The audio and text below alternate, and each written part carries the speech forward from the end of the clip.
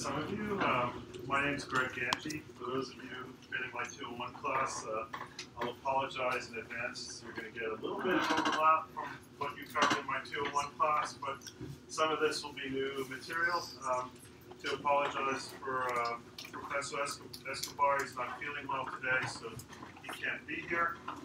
One of the things, though, that I'm going to try and do today that's different than I do in 201 is, since it's an anthropology class, try and get you to interact with me about some of the cultural differences.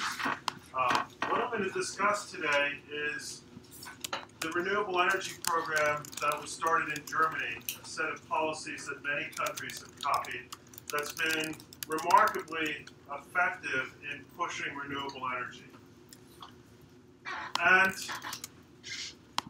one of the reasons why it's interesting to look at Germany and compare it to the US is that there are a lot of similarities. First of all, both are advanced industrial countries with very similar demands on electricity for producing goods. The price of electricity is very important in both countries if they're going to be competitive. Another really important feature, they're both large countries. Germany, though, only has a fourth of our population, but with 80 million people, it's still a relatively large country. So it probably is a lot less interesting to talk about a country like Denmark or Costa Rica or Sweden or Norway that's not only small, but also is endowed with many landscape characteristics like mountains that make hydro very easy to tap into, or positioned in a place where there's lots of wind. The interesting thing about Germany is that it's not really endowed very well with types of resources that would make it a renewable energy powerhouse. A typical day in Germany looks like it does outside now, very cloudy, overcast. There's not an exceptional amount of wind except in a few pockets in the country. There's really no reason why this country should have emerged as really the global leader in the renewable energy movement. But it did. So the first thing I want to do is I want to show you a clip, and then we'll talk about it. This will show you the policy that not only Germany used, but over 30 countries have copied.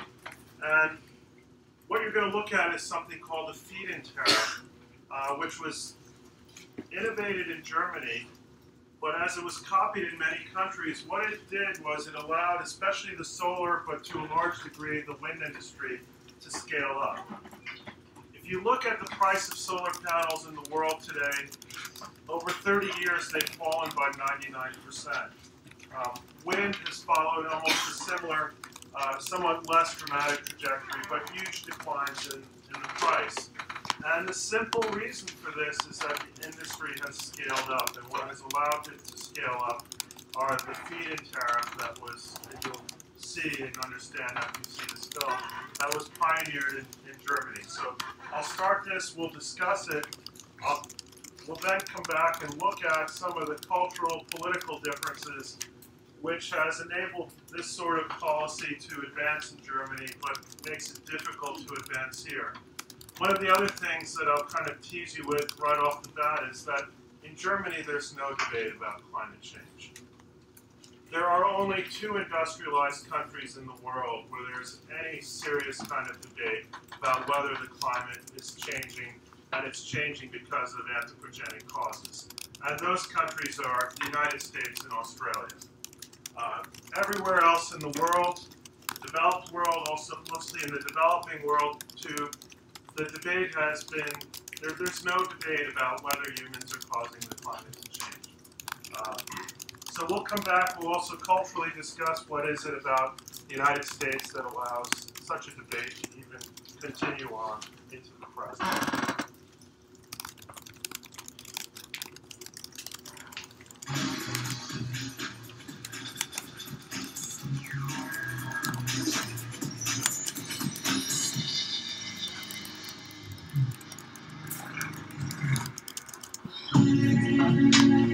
Predictions on climate change and its implications for the world are bleak.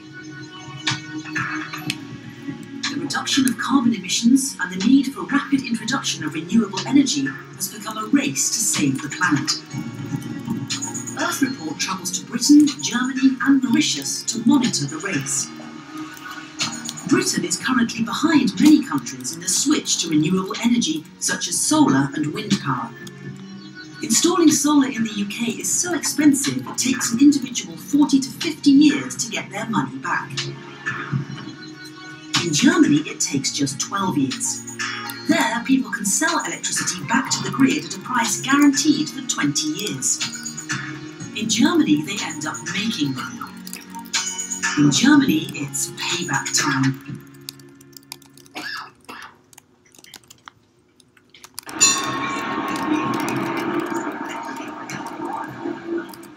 Verhindert. Man müsste im Übrigen auch noch hinzufügen, die Hermann Scheer, MP, is one of the main reasons Germany is doing things differently. I had a question. The question was, what is the non-fossil alternative to nuclear energies? Because there is no doubt fossil energies will run out. The question was, why should it not be the renewable energy potential? And most people, including environmental activists, answered the potential would not be enough. And I didn't believe that. And then I started to make my own research. And my finding was it would be enough. By far enough.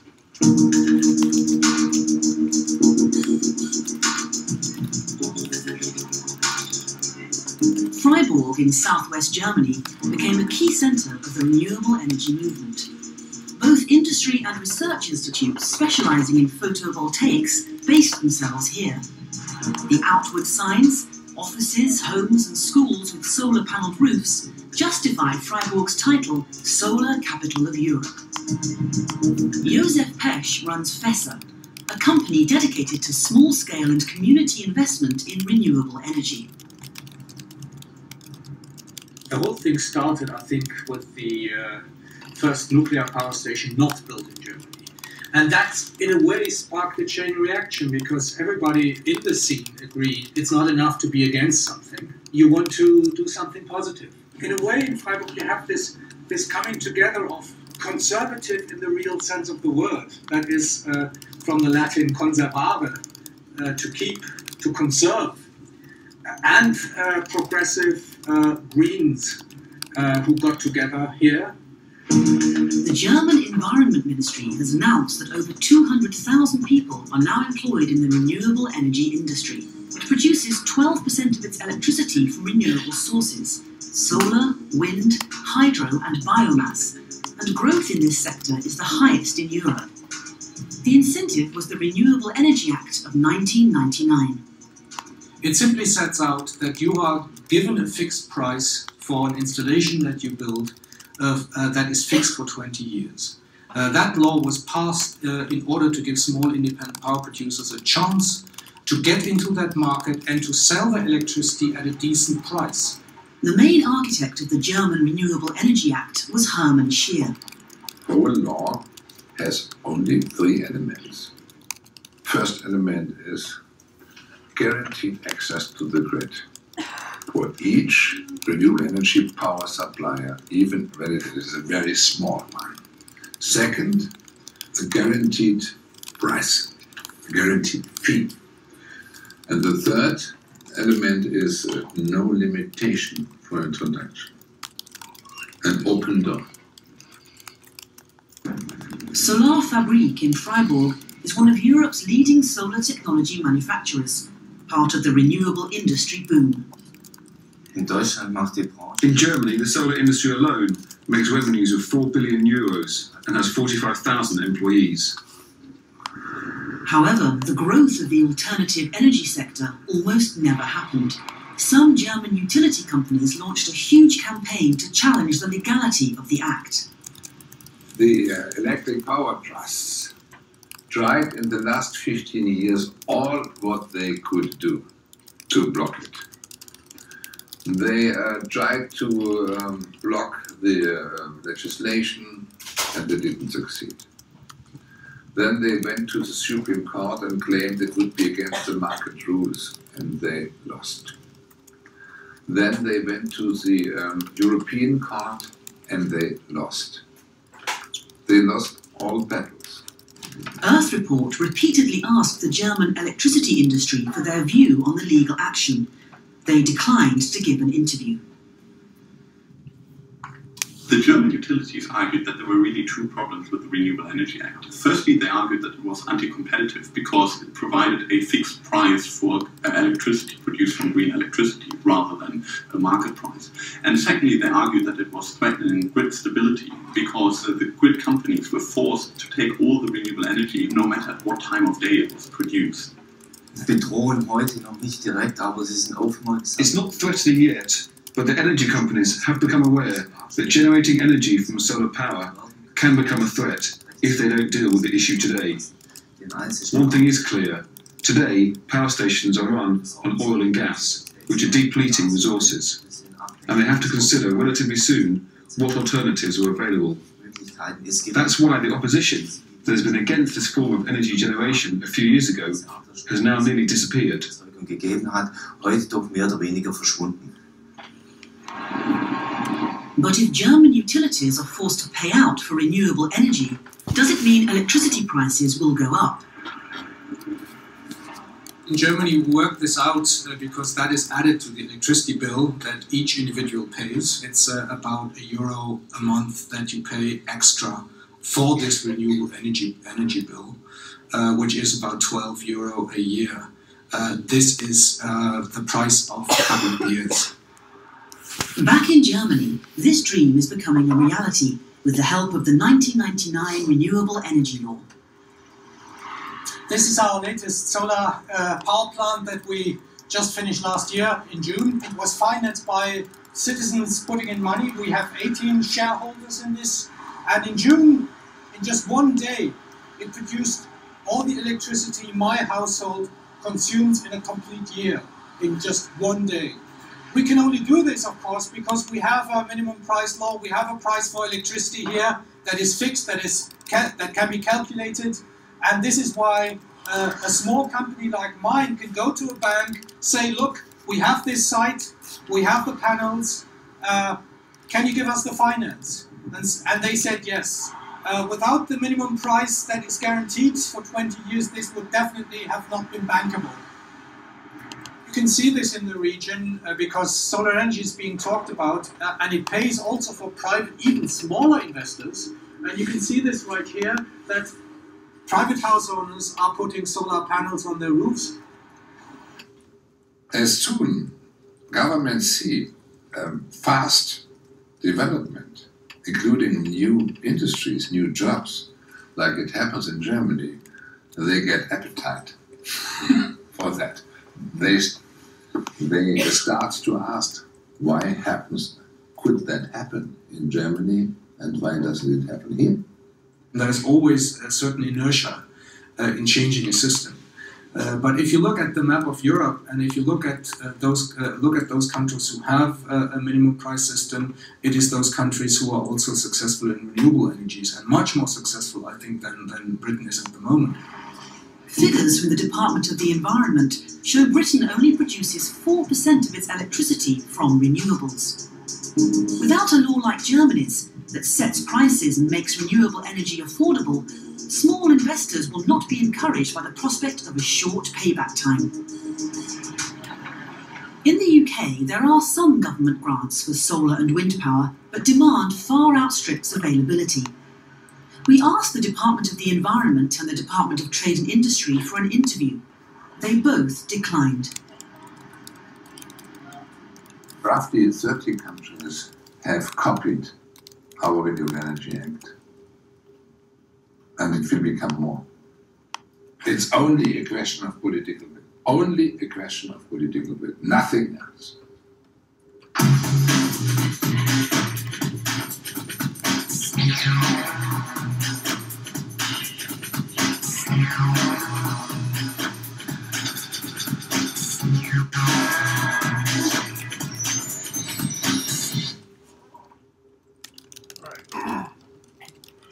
Let me make sure that you understood what a feed-in tariff is. Somebody explain to me how a feed-in tariff works. It's a remarkably simple law. It's basically that anyone is guaranteed access to the grid and that they can sell their energy to the grid for a minimum price that's guaranteed for 20 years. Okay, that's the essence of it. Plus, in the case of Germany, unlimited introductions, no matter how little or how much you want to introduce. Not everyone who's copied the feed-in tariff has copied the part about unlimited introductions. So the feed-in tariff guarantees a price for 20 years, which makes it very bankable, and it forces grid operators to buy renewable energy. And it does lead to slightly higher electric prices, although if you read the Wall Street Journal, you'll think that the sky is falling in Germany because they pay about 27 euro cents for energy compared to 10 cents, 11 cents in North Carolina. Some of that is extra that they're paying for renewable energy.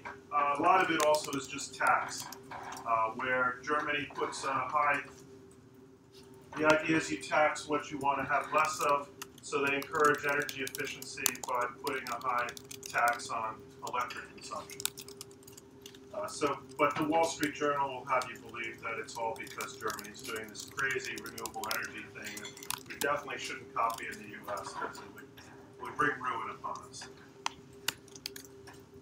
Actually, this was the title for my slide. I'm not going to go through all these slides, but I put that up there. Fox News, in a stellar example of the type of journalism they do. A few years ago, they had one of their talking heads, and they were saying about how Germany, it's just not, we can't copy it here. And one of their talking heads, a blonde woman, said, of course we can't do it here, because Germany is very sunny and the U.S. isn't very sunny. Actually, I do want to show you. This is Germany. This is the solar potential. And you'll see the only parts of the U.S. that are as bad or worse than Germany are the northwest corner over here and Alaska. But this is the type of news you, of course, get from a source like Fox. Now, I want you to understand that a policy like this is a product of two directions in society, top-down leadership and bottom-up. But you cannot have the leadership at the top if you do not have the pressure from the bottom.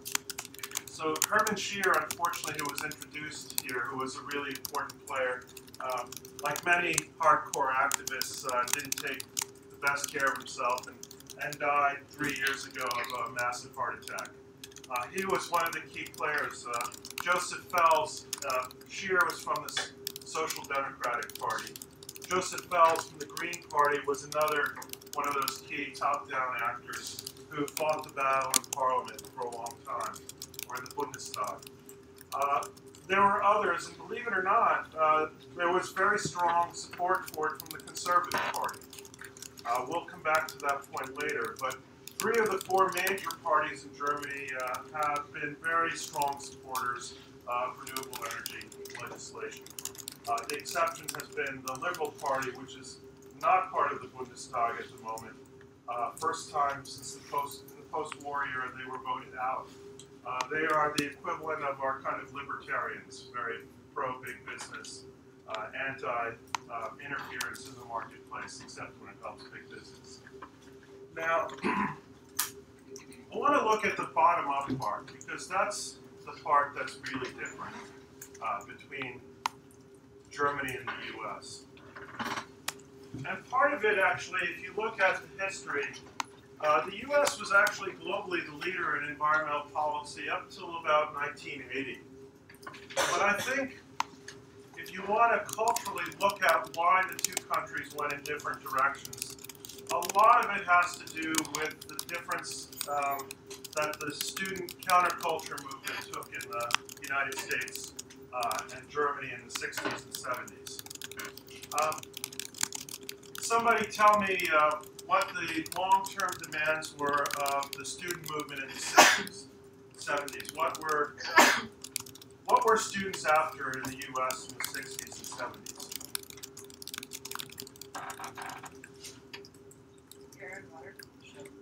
Okay, environment was part of that, the first Earth Day. What else? They didn't want to be drafted. Big thing was they didn't want to go to Vietnam. That was part of what was going on in Germany too. They were protesting. They thought the West, the interference of Western powers in Vietnam was an atrocity. What else?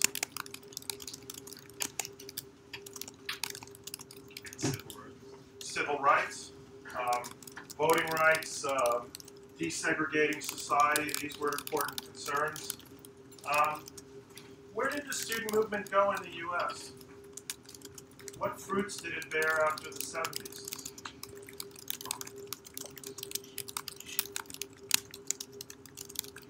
It kind of dissipated. Part of the reason why its strength really evaporated was, someone mentioned Vietnam was really critical once that was over. People relaxed, but also a lot had to do with the message of the counterculture movement. What were so-called hippies of the 60s and early 70s, what was their message?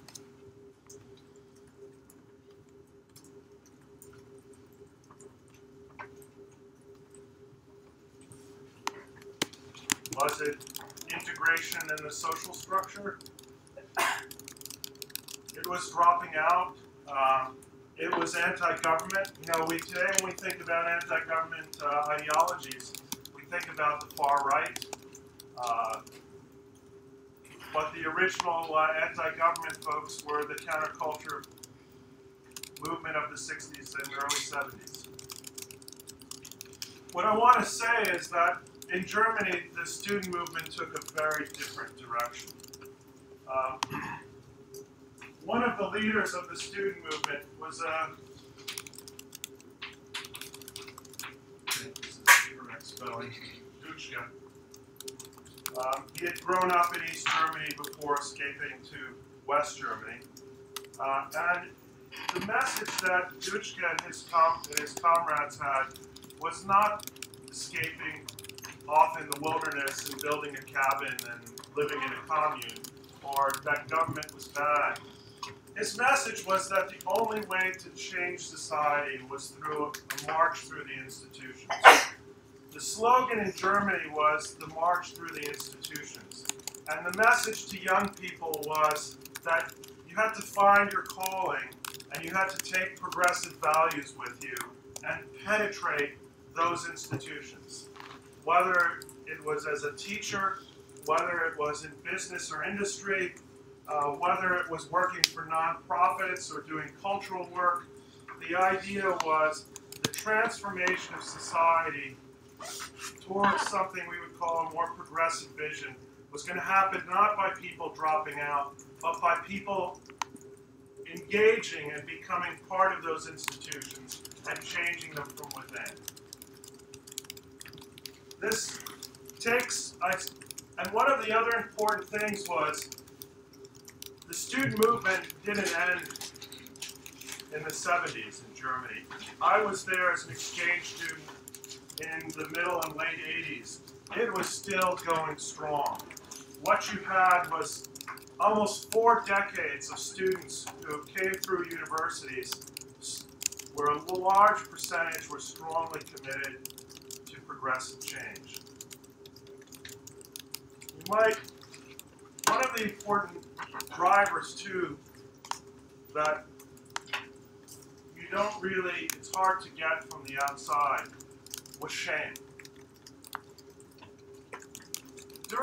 After in the post-war era, in the late 40s and 50s, people in Germany didn't have time to stop and reflect on what happened in World War II. Of course, people thought about it, but you had a society that was recovering, that was devastated. Hunger was something that people experienced acutely from 45 to 50.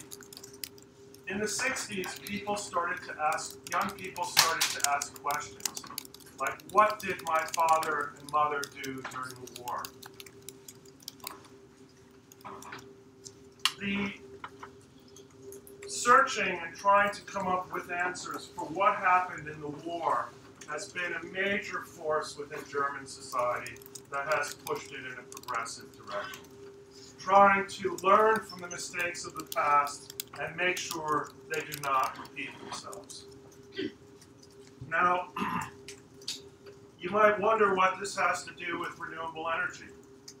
When I took students on a Birch program to Germany in 2013, a lot of the activists we met with, and some of these activists had been involved with energy activism since the 70s, felt that what Germany had done for the world and was doing for the world in terms of renewable energy was erasing a lot of the shame they felt in being German.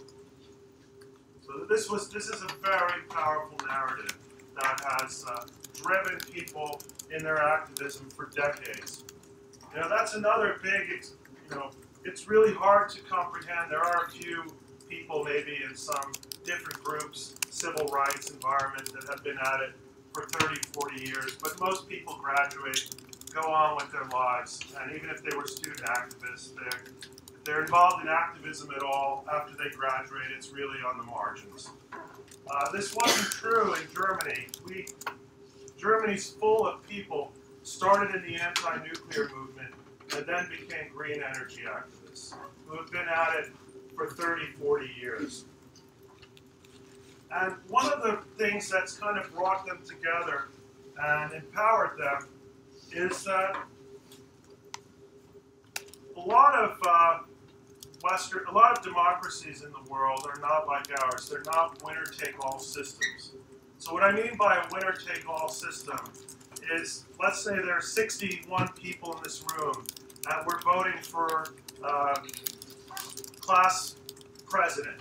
If somebody gets 31 votes and the other one gets 30 votes, the one who gets 31 votes takes all the power, gets everything. In most democracies, you have what is called proportional representation. So that if you get 10% of the vote, you get 10% of the seats in parliament, and you have 10% of the vote that in determining who's going to be your executive, your president, your chancellor. And what that does is it opens up space. Proportional representation has its pitfalls too. And they learned that in Germany in the Weimar Republic when there were too many little parties and it caused political instability. So what many countries do, Israel's an exception where you don't have this high threshold, but you put a threshold. In Germany it's 5%. So if you don't get 5% of the vote, you don't get seats in parliament. This restricts the number of parties to a more manageable level. But in 1982, the Green Party emerged as a political party. It cleared the 5% threshold for the first time, and the Green Party has been represented in Germany since then, even through reunification. Currently, the governor of Baden-Württemberg, which is a large industrial state where Freiburg is located here in the southwestern part of Germany, the governor is a member of the Green Party. So student activism was nurtured, the continuation of it, by the creation of a Green Party. It allowed these ideas to actually become more salient in the political marketplace of ideas. When I was living in Germany, I was involved in activism with the Green Party. And what I always found was funny was there was a lot of frustration that the big parties were copying their ideas. You know, you come to these meetings and they say, it's stealing our ideas. And I would think about the U.S. scene and say, you know, if the Republican and Democratic parties would copy some of these ideas, I'd be really happy.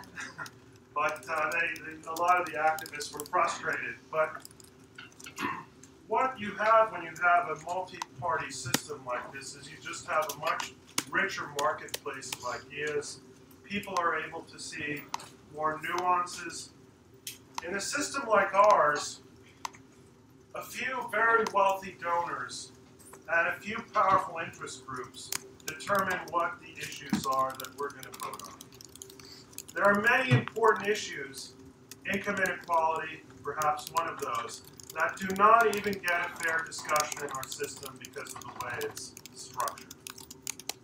So the Koch brothers, for example, have an enormous influence about what issues are okay to talk about if you're a Republican.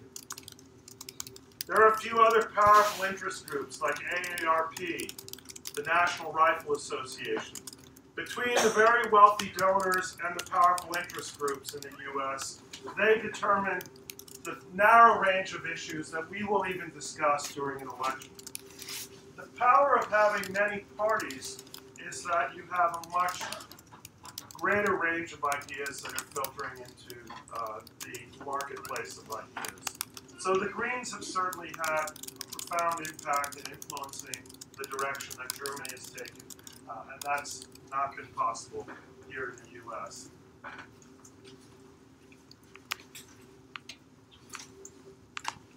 I want to ask you a question, actually.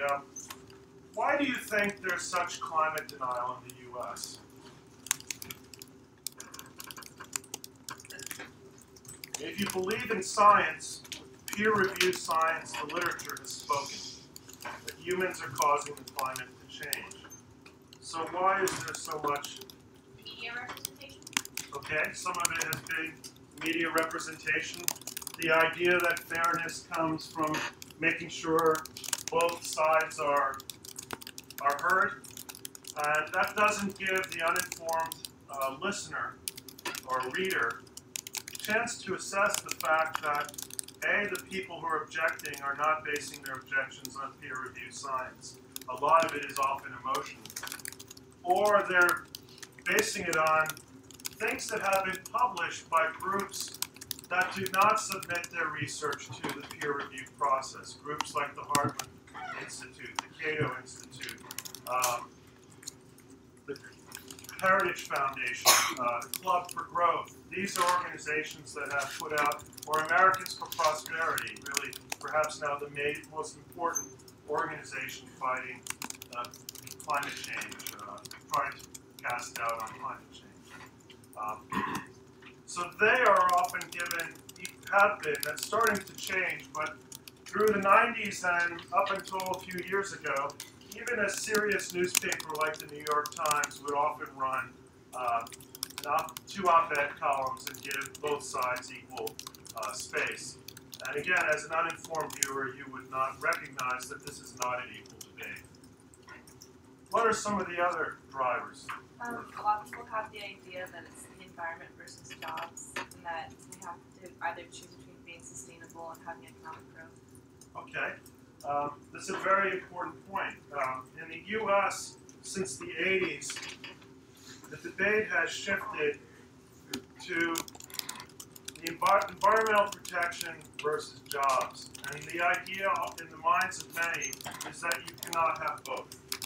You can either choose jobs or you can choose environmental protection, but you can't have both.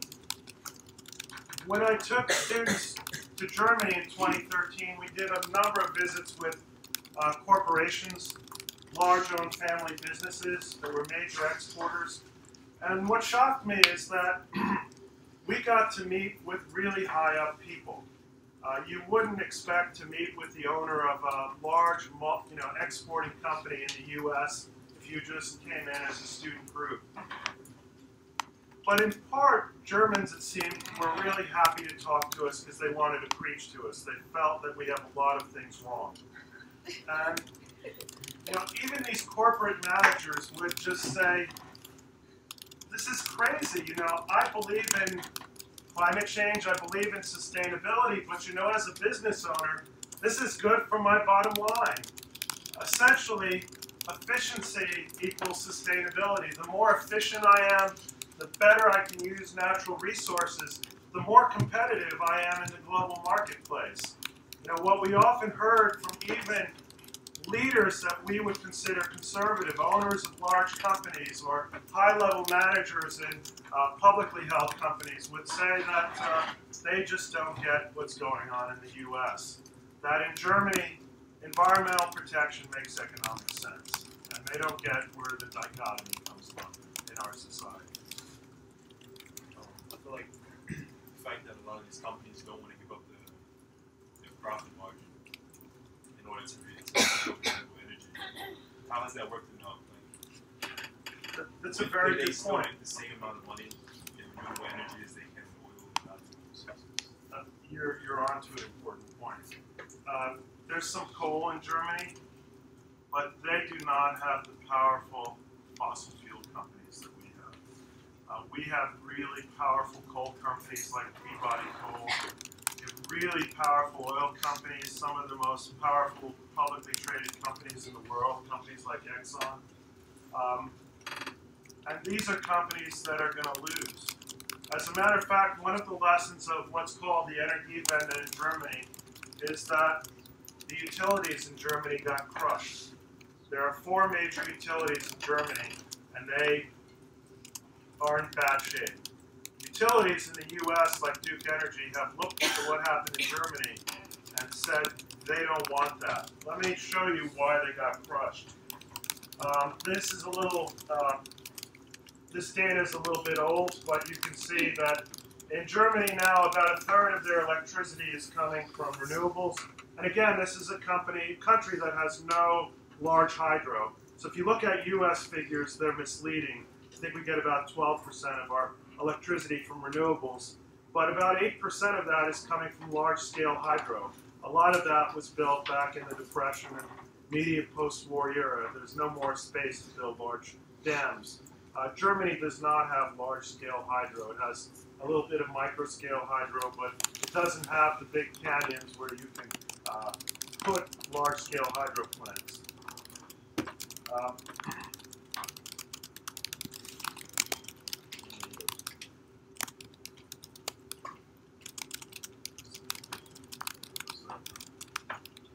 Thought I had a slide in here.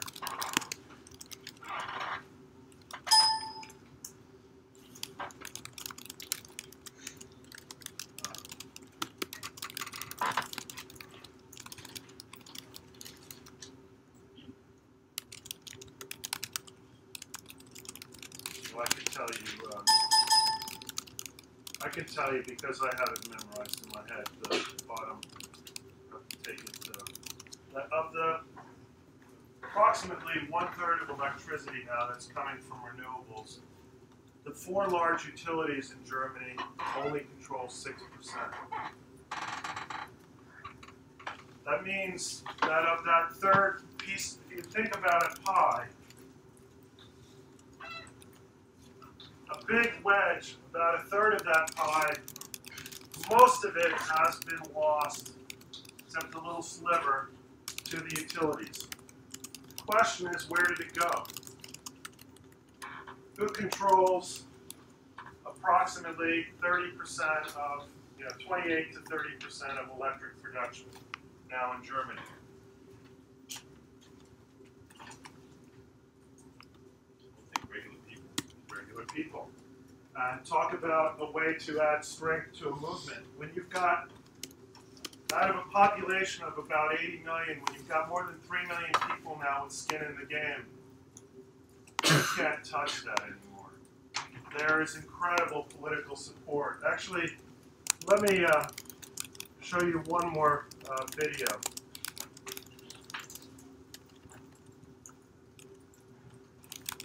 I would argue, too, one of the reasons why something like this works better in Germany and why we're struggling with issues like climate change and renewable energy here, why a lot of our politics looks rather messed up to the rest of the outside world, is that the major difference culturally, and again it's an anthropology class so I wanted to hit on culture, is I would say, and this is really hard to quantify, but social capital in the US is a lot lower than in Germany. First of all, Germans work 28% fewer hours than we do. Most businesses are closed by law on Sunday and actually close middle of the day on Saturday. People don't, for the most part, have long commutes like we do. People get off of work and meet with friends. There's a strong emphasis on close personal ties with family and friends. Most Germans probably don't have 1,000 Facebook friends, but they have about 10 people that they're really close to.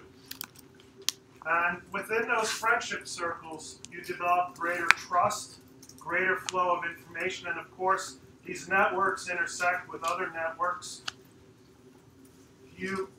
Not only with a Facebook friend, you're probably not going to get into a deep discussion of politics.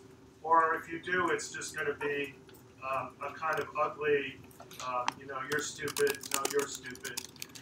You're not going to get into a really good discussion of what's going on. When you know people better and you go to a cafe with them once a week and you talk about issues, you can really have a lot more of a give and take where you're forced. And I experienced that as a kind of naive American who went over there, where you're forced to really consider why you think what you think and how that relates to where you stand in the world and your values. One of the things I asked my students when we went to Germany after a few days was, what did they see in restaurants and cafes? And what they all agreed to was people weren't looking at their smartphones. There were no laptops or iPads. There were no TVs and people just gawking at sports. People were actually talking.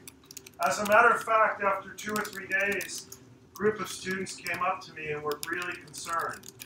And they asked, what's the matter here? Why are all these people outside in cafes and restaurants? And what's wrong? Don't they have jobs, or what's wrong here? And I was like, they have jobs, they just don't work as much as we do. They put more emphasis on social and leisure time. But the bottom line is that builds a much stronger level of social capital. So as was pointed out, who owns this wedge of electricity? A lot of it is owned by not only people who put solar panels on their rooftops, but groups in rural communities that come together, often at a bar, and say that the people in the town over there, they put up a windmill last year and they're making a lot of money on their windmill. Why don't we do that? So because there's that strong social capital that includes trust, people do that. They will pony up money, and before you know it, you have a group of farmers that now owns a windmill. And that starts to make money, and then after a few years they think, well, our first windmill is going really well. Why not do a second windmill and a third? And so I want to show you now a video that relates to what you can do with this social capital when it exists. These students who came with me in 2013 made this video about how renewable energy can be an important rural development tool.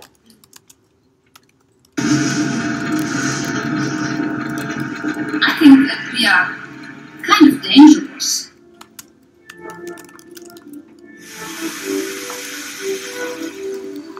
We are the proof that it works.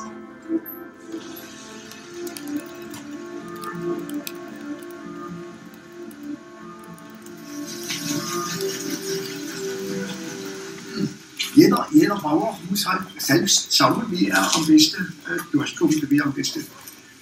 Der eine, wir machen jetzt das mit der Mühle, andere.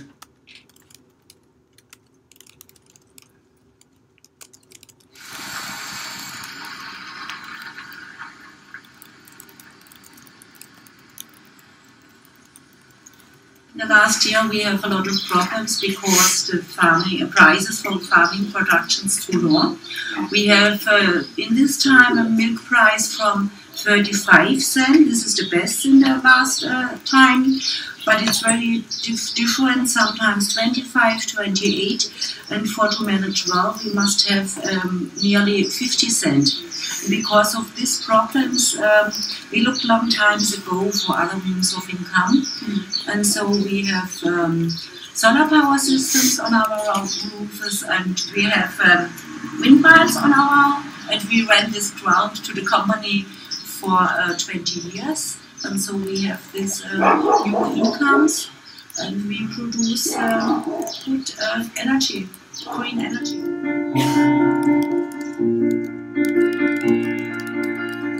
For very many of the farmers, that was a second economic leg to stand on. If you join a cooperative as a farmer, it's not just you who is selling a product, but it's a group of farmers. That is, the volume is larger, so you can participate in the market more actively. And of course, it allows you to balance out what individual farmers could probably not achieve.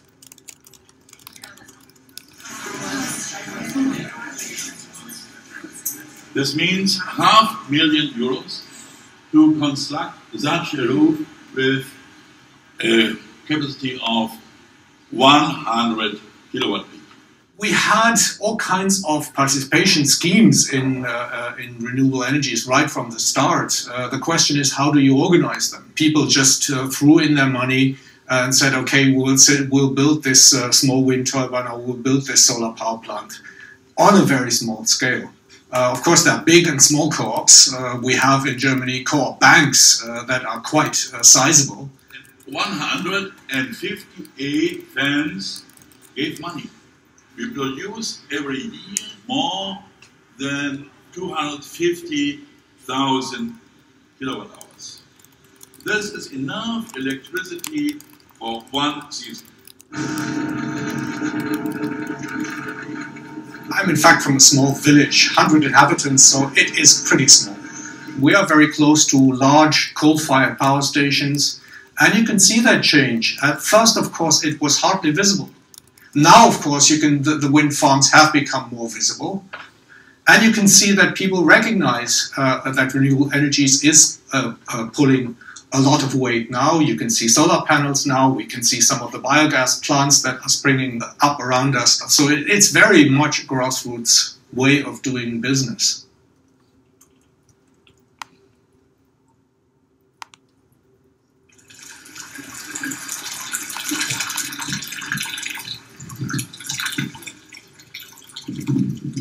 The city here has 2,500 inhabitants, but we have the rights of the city. We have a radioactive cloud of Chernobyl. When the nuclear reactor exploded, it had a big impact all over Germany. Afterwards, people realized very quickly that the evil has to be fighted at its root, and this root is the nuclear energy and the electricity production from these power plants. So we started to make energy-saving competitions. We are the only electricity supplier all over Germany, and I think in all over the world, who has developed from a citizens movement, from the anti-nuclear movement.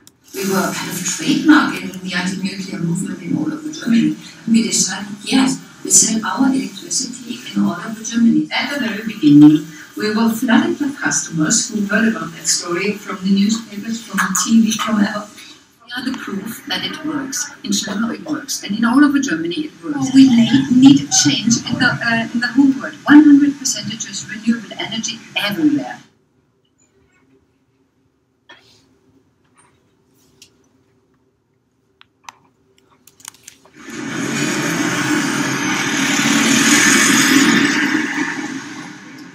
Nobody knew whether last 20 or 30 years, or we would still be in the community, because we have elections every 6 years. But we said, let's set up a program and just fix the aims, and then we will see. I think everybody in the village takes advantage out of it. A lot of the people here in the village are connected to our central heating system, or they have photovoltaic installations, or they participate in the windmills. So everybody can participate. We don't want to have the big companies to live there. We want to have our citizens to invest. That's very, very important. And everybody can take profit out of them. All these windmills are accepted because people say, okay, these are our windmills. Political parties are not important at all. We have 3 different parties in our community, but not a Green Party. We like the Greens, but for us it's not important, because conservative politics mean well, to conserve nature. To conserve nature and to conserve your surroundings, that is conservative politics. We are kind of traditional here. We are in the middle of Bavaria, and traditions are very important. So that's conservatives as well. But to keep it like it is, or even to improve it. That's part of conservative politics. We have taken the first steps, and we have, I think, reached a point where this is definitely not some additional energy anymore, but it's carrying its weight as far as our national energy supply is concerned. First of all, of course, it's a political issue. You need basically three things to get a renewable energies project going, and as far as I'm concerned, that's the feed-in tariff. That gives you, particularly to small business, the security that makes the project bankable. But we have a fixed tariff that is guaranteed for 20 years. That is the lifetime of most of the renewable energy plants. So we have income, demonstrable income, safe income. The second one is get planning permission. The third one is access to grid. This is, of course, a very tricky issue, but again, if you have strong legislation that simply says that if it's a renewable project, the grid operator must connect you by law, that removes an enormous obstacle. And if you have these three things in place, you have a project. Very important ingredients are creativity, civic courage, and having no fear of authorities, and not believing any lie. Very important is to get, I always say, to get people, the citizen, into your boat. What means the participation of citizens. What we have learned in Germany is the American way of life. Just do it. Just go a step ahead, and then you see if it works, then you take the next step. And not forget to celebrate the successes. Talk to your local politicians, talk to your state politicians. Get them to agree that it's a good idea to run perhaps a lighthouse project that will allow you to show that this can be done, and it can be done.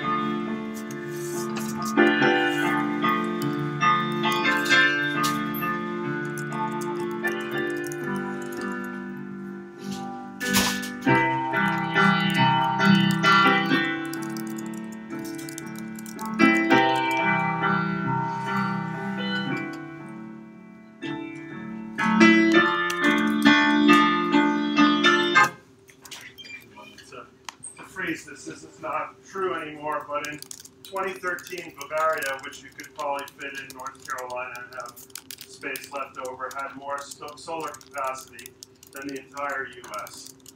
Since then, I think we've probably caught up with Bavaria, but that's still pitiful.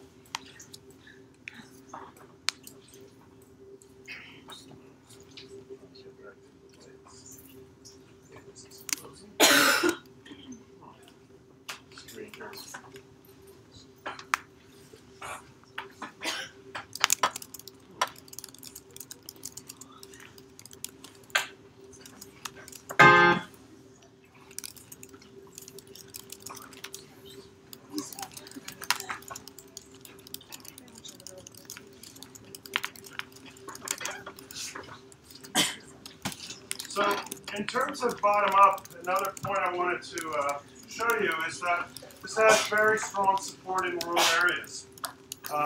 If you look at rural areas in the U.S. and they're not in where there's beautiful scenery, people want to own second homes or retire or be tourists, what is the condition of rural areas in the U.S.?